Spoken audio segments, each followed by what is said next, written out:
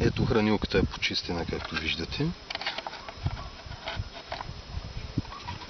Даже си имаме и приятна компания. Малките сладури идват да разберат какво ще става.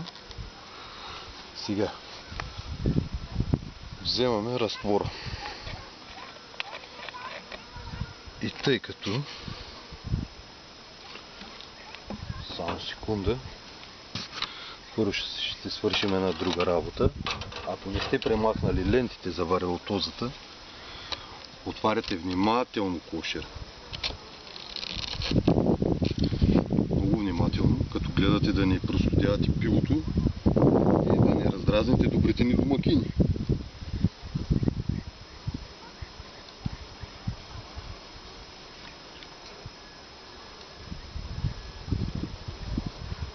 Ето, премахваме едната лента,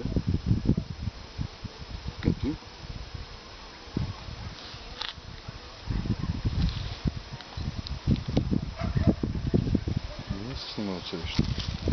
сега ще премахнем другата, но много внимателно. Изтегли се по-назад.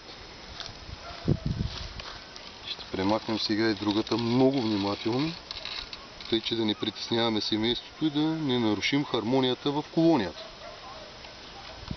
Така, любопитните маничета излизат да проверят какво става.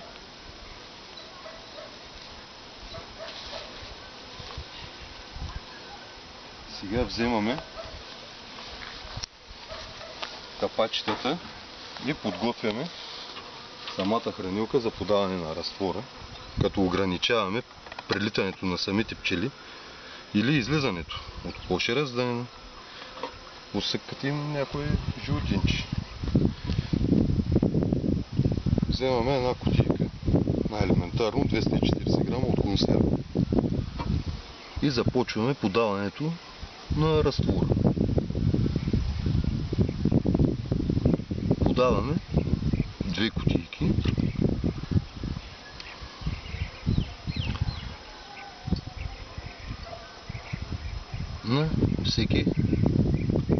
На всяко пчелно семейство. Ето, разтворът е подаден.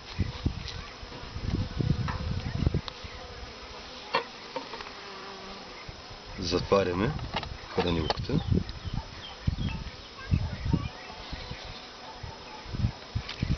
След което внимателно да не нараним някое от маничетата, затваряме и самия кошер.